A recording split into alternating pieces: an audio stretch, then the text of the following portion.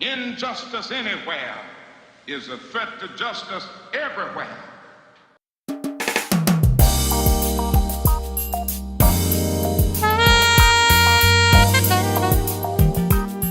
Dr. King, this year 1963 is, I suppose, going to be a decisive year in the struggle of the Negro race for equality in this country. I wonder whether you could tell us what has been achieved so far this year and what your immediate goals are going to be. So far this year, we have seen many cities in the southern part of the United States desegregate public facilities as a result of the mass demonstrations that have taken place, the various sit-in movements and so forth. And I think this will continue.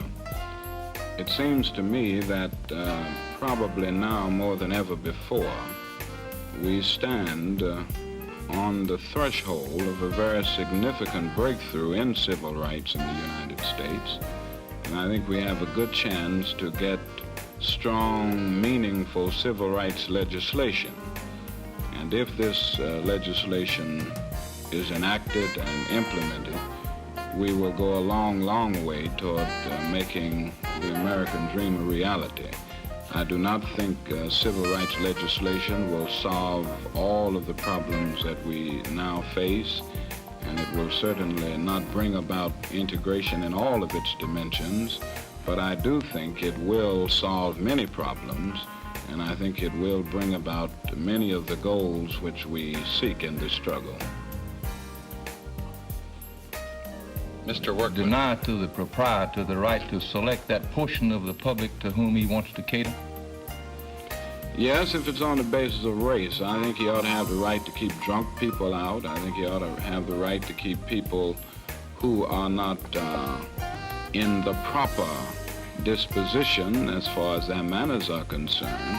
But I do not think any proprietor should have the right to deny a person access to the facilities of his particular business because of race. I think a businessman should have rights, but he must also see that business is not only a right, it is a privilege and responsibility.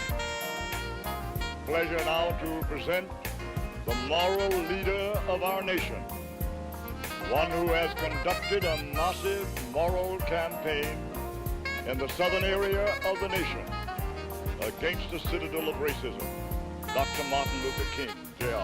I would simply like to say that I think this has been one of the great days of America.